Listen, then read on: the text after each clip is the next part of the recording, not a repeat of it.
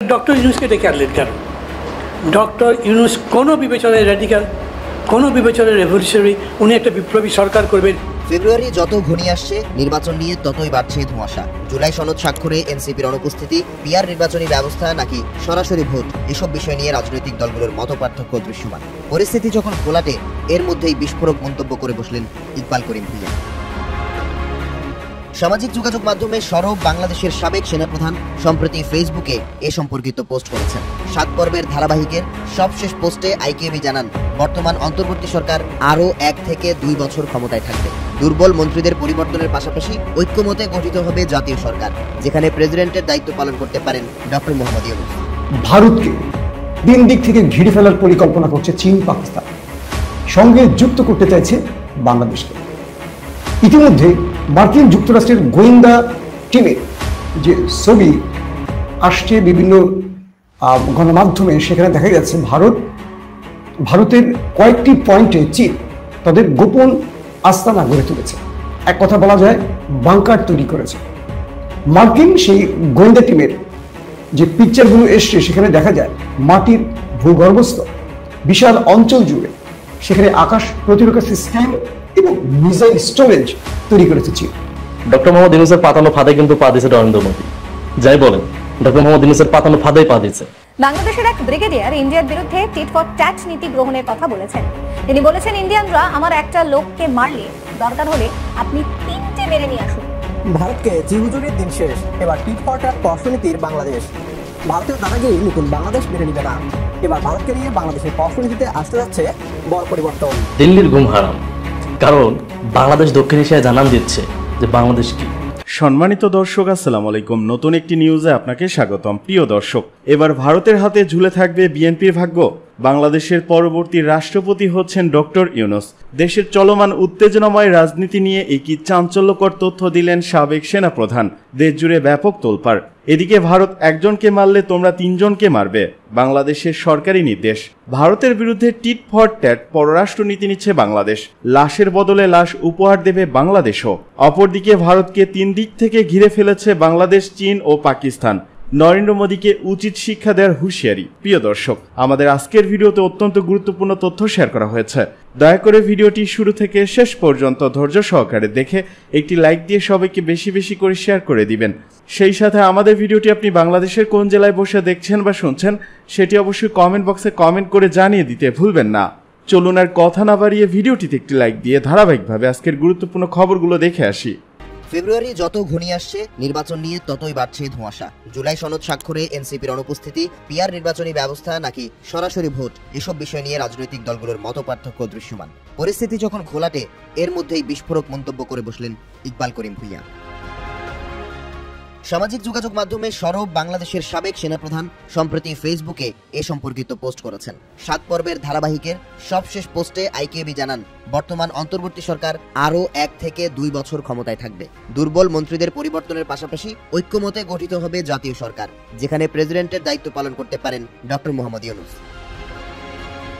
তারপর নির্বাচনের মাধ্যমে ক্ষমতায় আসতে পারে বিএনপি। তবে পুরো মেয়াদ শেষ করার ক্ষেত্রে বিএনপির ভাগ্য ঝুলে থাকবে ভারতের কৌশলগত অবস্থানের উপর। পাশাপাশি এতে প্রভাবক হিসেবে কাজ করতে পারে আওয়ামী লীগের প্রত্যাবর্তন ও শক্তি সঞ্চয়ের বিষয়।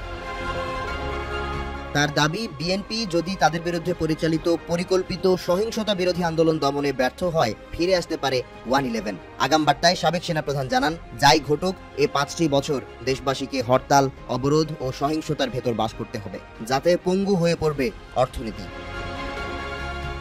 এর আগে 18 অক্টোবর ধারাবাহিক পোস্টের 5ম পর্ব প্রকাশ করেন ইকবাল করিম ভূঁইয়া, যেখানে বিএনপির সরকার চালানো দক্ষতা নিয়ে সন্দেহ প্রকাশ করেন সাবেক সেনাপ্রধান।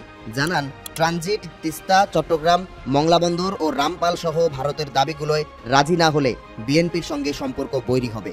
এতে পুরনো মৌলবাদ ও সংখ্যালঘু কার্ড খেলার পাশাপাশি আওয়ামী লীগের মাধ্যমে দেশকে অস্থিতিশীল করে তুলবে নয়াদিল্লি। অন্যদিকে ছাড় দিলে এনসিপি ও জামাত ইসলামীর সহিংস আন্দোলনের মুখে পড়বে দেশবাসী। ভারতকে 3 দিক থেকে ঘিরে ফেলার পরিকল্পনা করছে চীন, পাকিস্তান, সঙ্গে যুক্ত করতে চাইছে বাংলাদেশকে। ইতিমধ্যে মার্কিন যুক্তরাষ্ট্রের গোয়েন্দা টিমের যে ছবি আসছে বিভিন্ন গণমাধ্যমে, সেখানে দেখা যাচ্ছে ভারতের কয়েকটি পয়েন্টে চীন তাদের গোপন আস্তানা গড়ে তুলেছে। এক কথা বলা যায় বাংকার তৈরি করেছে। মার্কিন সেই গোয়েন্দা টিমের যে পিকচারগুলো এসছে সেখানে দেখা যায় মাটির ভূগর্ভস্থ বিশাল অঞ্চল জুড়ে সেখানে আকাশ প্রতিরক্ষা সিস্টেম এবং মিসাইল স্টোরেজ তৈরি করেছে চীন। আমেরিকা বলছে তাদের সেই তথ্যে এনি প্রবলেম।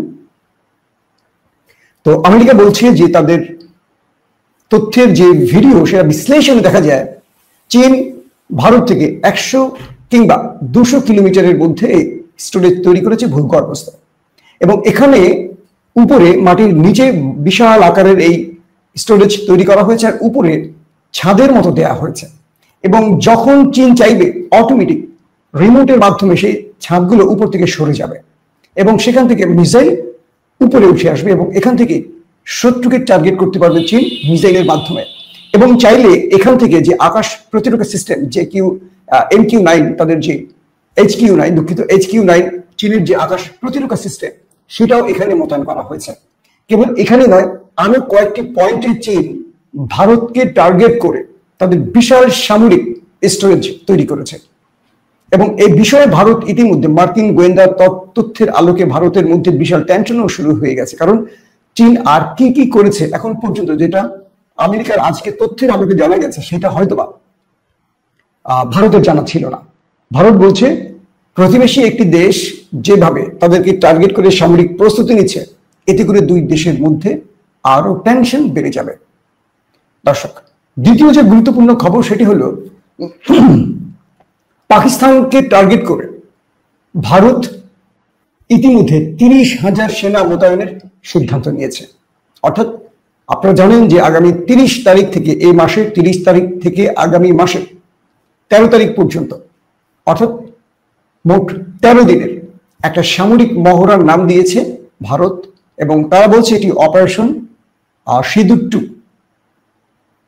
সেই হিসাবে ভারতের সেনাবাহিনী, এয়ারফোর্স, নেভির 30,000 সদস্য সংযুক্ত হচ্ছে এই মহড়ায়।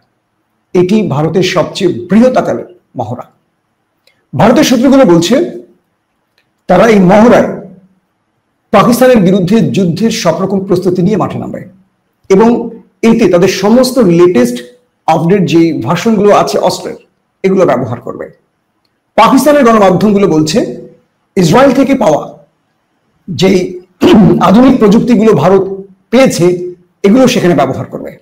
ইলেকট্রনিক্স ওয়ারফেয়ার থেকে শুরু করে ড্রোন বা আদার্স যা কিছু পেয়েছে তারা ব্যবহার করবে এই মহড়ায়। তবে ভারত পাকিস্তান সর্বোচ্চ সতর্ক আছে, কারণ 30,000 সেনা, নেভি এবং এয়ারফোর্স সদস্য নিয়ে এই মহড়াটি হতে পারে একটা যুদ্ধের সূচনা। সবকিছু মিলে পাকিস্তানের ইন্টেলিজেন্স তথ্যগুলো বলছে পাকিস্তানও একই সময় আকাশে মহড়া চালাবে, অর্থাৎ ভারত সমুদ্রে চালালে পাকিস্তান আকাশে চালাবে, এবং ভারত পাকিস্তান সীমান্ত জুড়ে সর্বোচ্চ পাহারা বসিয়েছে ইতিমধ্যে পাকিস্তানের আজকের যে গণমাধ্যমের তথ্য সেটা বলছে যে ভারত একটা যুদ্ধের প্রস্তুতি নিয়ে তারা এই মহড়ায় আসছে।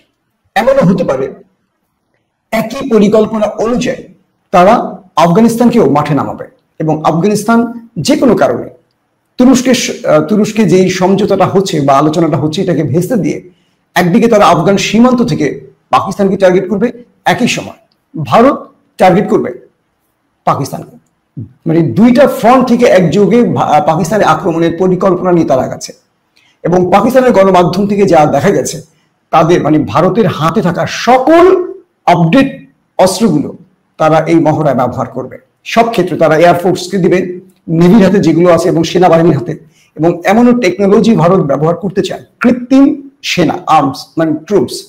সেটি হলো সেনারা দূরবর্তী অঞ্চলে থাকবে আর রোবোটিক তাদের যে আর্মি রোবোটিক যে কি বলবো ট্রুপস গুলো আছে এগুলো পাকিস্তান সীমান্তে ঢুকে আক্রমণ করতে পারে, এবং ভারত কাশ্মীরকে দখলের জন্য আবারও একটা যুদ্ধের সূচনা করতে পারে এমনটিও দাবি করা হচ্ছে।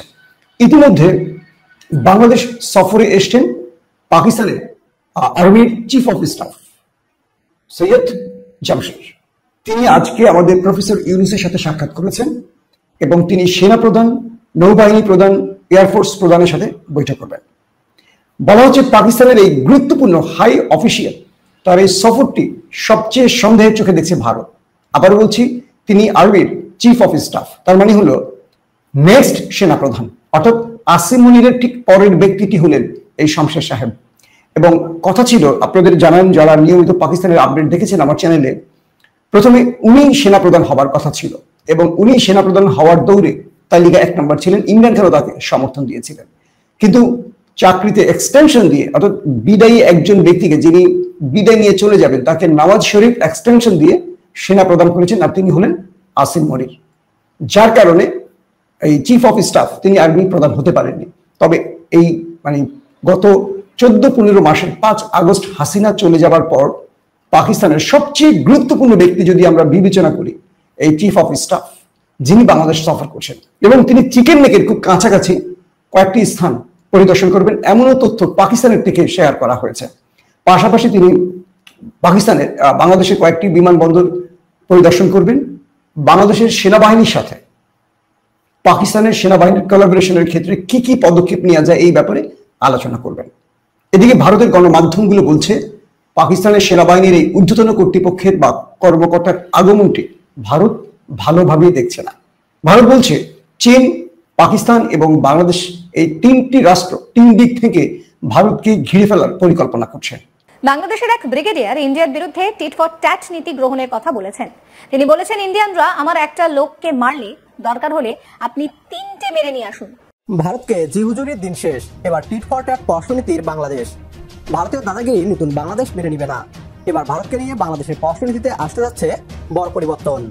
এতদিন বিগত সরকার ভারতকে খুশি করতে জি হুজুরি করে গিয়েছে। বাংলাদেশের এই দুর্বলতার সুযোগ নিয়ে ভারত সীমান্তে বাংলাদেশিদের রীতিমতো গণহত্যা করে গিয়েছে। ছাত্র জনতার নতুন বাংলাদেশ এবার ভারতের বিরুদ্ধে নিজেদের পররাষ্ট্রনীতিকে বদলে ফেলতে চলেছে। নতুন বাংলাদেশ এখন আর মার খাবে না, বরং কয়েকটি লাশ উপহার দিয়ে আসবে। ভারতের বিরুদ্ধে বাংলাদেশের টিট ফর ট্যাট নীতি আলোচনায়। ভারতের বিরুদ্ধে বাংলাদেশের নতুন এই আগ্রাসী নীতি নিয়ে কি বলছে পশ্চিমবাংলার মিডিয়া, আসুন তা দেখি। বাংলাদেশের এক ব্রিগেডিয়ার ইন্ডিয়ার বিরুদ্ধে টিট ফর ট্যাট নীতি গ্রহণের কথা বলেছেন। তিনি বলেছেন, ইন্ডিয়ানরা আমার একটা লোককে মারলে দরকার হলে আপনি 3টে মেরে নিয়ে আসুন, এইভাবে টিট ফর ট্যাট করুন। তিনি বলছেন, ভদ্রতা করলে অনেকে দুর্বলতা ভাবে। তার মতে চোখে চোখ রেখে কথা না বললে কিন্তু মাথা উঁচু করে দাঁড়াতে পারবেন না। যিনি এই কথা বলছেন তিনি বাংলাদেশের সেনার ব্রিগেডিয়ার রাকামউদ্দিন। কি বলছেন তিনি শোনাবো আপনাদের। ভারতীয় লোক আমার একটা লোক মারবে, আপনি দরকার হলে 3টা মারেন, মাইরা নিয়ে আসেন। এইভাবে আপনি স্ট্যান্ড না নিলে টিট ফর ট্যাট। এটা আমি দেখছি, ইভেন কি আমাদের ভিতরে আপনি দেখবেন অনেক লোক আছে, আপনি কোথাও গিয়ে ভদ্রতা করতেছেন, ওরা এটার দুর্বলতা হিসাবে নেয়। এটা আপনার দুর্বলতা হিসাবে। আপনি চোখে চোখ রেখে কথা যতদিন না বলবেন, আপনি মাথা উঁচু করে দাঁড়াতে পারবেন না। তিনি আরো বলেছেন, বাংলাদেশের ইসকনে যতগুলো সেন্টার রয়েছে সবই আরএসএস এর সেন্টার। তিনি বলেন, এই বিষয়ে তিনি নিশ্চিত। তিনি আরো বলছেন, বাংলাদেশের সরকার এই নিয়ে চিন্তা ভাবনা করুক। বাংলাদেশে ভারতের গুপ্তচর সংস্থা বাংলাদেশে যারা অপারেট করছে তারা এইসব জারি রাখবেই। তাদের সহযোগীদের নিয়ে বিভিন্ন ন্যারেটিভ তৈরি করে বাংলাদেশে অশান্তি তৈরির চেষ্টা করবে। পার্বত্য চট্টগ্রামকে অশান্ত করার কথা উল্লেখ করেছেন তিনি। কি বলছেন শোনাবো। ইসকনের যতগুলো সেন্টার আছে এগুলো হচ্ছে আরএসএস এর সেন্টার। I bad. তো এগুলো আমাদের সরকার এগুলোর ব্যাপারে চিন্তা ভাবনা করা উচিত। তারপরে দেখেন পার্বত্য চট্টগ্রাম নিয়ে পরপর 2বার এটাতে খোঁচা দিচ্ছে। তো এগুলো এরা জারি রাখবে। এরা এই যারা অপারেটিভ আমাদের দেশে আছে তারা তাদের সহযোগীদের নিয়ে আমাদের দেশে এই বিভিন্ন ন্যারেটিভ তৈরি করে, বিভিন্ন ইনসিডেন্ট তৈরি করে আমাদের দেশের শান্তি নষ্ট করতে চাবে এবং ওদের টার্মসে আনার চেষ্টা করবে। ওদের পক্ষের কোন সরকার বা প্রশাসনকে আনার চেষ্টা করবে। এরা চেষ্টা করবেই। প্রসঙ্গত, সম্প্রতি ঢাকার শাহজালাল আন্তর্জাতিক বিমানবন্দরের কার্গো সেকশনে আগুনের ঘটনায় চাঞ্চল্য ছড়ায়। শুধুমাত্র এয়ারপোর্টে অগ্নিকাণ্ডের ঘটনায় আগেও বাংলাদেশের বুকে ঘটেছে। পরপর এই ধরনের ঘটনাকে নেহাত দুর্ঘটনা বলে ভাবতে পারছে না সেদেশের রাজনৈতিক নেতৃত্ব থেকে শুরু করে বিশেষজ্ঞরা। এনসিপি নেতা সার্জিস আলম সাংবাদিক বৈঠক করে বলেন, তার মনে হয় এয়ারপোর্টে অগ্নিকাণ্ড এবং তার আগে ঘটে যাওয়া বেশ কয়েকটি ঘটনা তার নেপথ্যে ষড়যন্ত্র রয়েছে। তার অভিযোগ, আগের ফ্যাসিস্ট সরকারের বেশ কয়েকজন অনুগামী যারা এখনো ধরা পড়েনি তারাই কিন্তু এই ধরনের ঘটনা ঘটাচ্ছে। বীর ব্রিগেডিয়ার রাকামউদ্দিনের টিট ফর ট্যাট নীতি নিয়ে রাতের ঘুম হারাম হয়ে গিয়েছে ভারতীয়দের। প্রশ্ন হচ্ছে, টিট ফর ট্যাট কি? টিট ফর ট্যাট মানে হলো আঘাতের বদলে আঘাত বা যেমন কর্ম তেমন ফল। এর অর্থ হলো কেউ আপনার সাথে যেমন আচরণ করবে আপনিও তার সাথে তেমনই আচরণ করবেন, বিশেষ করে প্রতিশোধের ক্ষেত্রে। বাংলাদেশ ভারতের সাথে ঠিক সেই আচরণই করবে, যেমনটা ভারত বাংলাদেশের সাথে করবে। এতদিন ভারত অন্যায় করে গেলেও সুসম্পর্কের দোহাই দিয়ে বিগত সরকার চুপ করেছিল। বদলা নেওয়ার বদলে চুপ করে থাকাই ছিল বাংলাদেশের নীতি। এবার পাল্টে যাচ্ছে সেই নীতি। শুধু সীমান্তে নয়, রাজনৈতিক এবং কূটনৈতিক ক্ষেত্রেও একইভাবে জবাব দেবে বাংলাদেশ। নতুন বাংলাদেশ টিট ফর ট্যাট নীতিতে মোকাবেলা করুক ভারতকে। যদি আপনিও এমনটা চান তাহলে কমেন্ট বক্সে ইয়েস লিখে জানিয়ে দিন আমাদের। সেই সাথে ভিডিও শেয়ার করে দেখার সুযোগ করে দিন আপনার বন্ধুদের। এদিকে ভারতে পালানোর সময় শামীম ওসমানের সহকারী গ্রেপ্তার। ভারতে পালিয়ে যাবার সময় নারায়ণগঞ্জের বহুল আলোচিত আওয়ামী লীগ নেতা ও সাবেক এমপি শামীম ওসমানের অন্যতম সহযোগী আজিজুল ইসলাম আজিজকে গ্রেপ্তার করা হয়েছে। রোববার রাতে দর্শনা সীমান্ত থেকে তাকে গ্রেপ্তার করা হয়। আজ সোমবার 27 অক্টোবর এই তথ্য জানানো হয়। ডিবি তেজগাঁ বিভাগের উপ পুলিশ কমিশনার ডিসি রাকিব খান বলেন, স্থানীয় দর্শনা থানা ও ইমিগ্রেশন পুলিশের সহায়তায় আমরা তাকে গ্রেপ্তার করেছি। চাঁদাবাজির একটি মামলায় তাকে আদালতে তোলা হবে। তদন্তের স্বার্থে তার রিমান্ড আবেদন করা হবে। জানা গেছে, আওয়ামী লীগ সরকারের পতনের পর দীর্ঘদিন পলাতক থাকা আজিজ দর্শনা সীমান্ত দিয়ে ভারতে পালিয়ে যাওয়ার চেষ্টা চালাচ্ছিলেন। সন্ত্রাসী কার্যক্রম, চাঁদাবাজি, লুটপাট, জালিয়াতি সহ বিভিন্ন অভিযোগে অর্ধ ডজনের বেশি মামলা আছে তার বিরুদ্ধে। এছাড়া তেজগাঁ শিল্পাঞ্চল থানার একটি চাঁদাবাজি মামলায় এজান নামীয় আসামি আজিজ। সেই মামলায় তাকে গ্রেপ্তার দেখাবে ডিবি পুলিশ। বর্তমানে মামলাটি তদন্ত করছে গোয়েন্দা তেজগাঁ বিভাগ।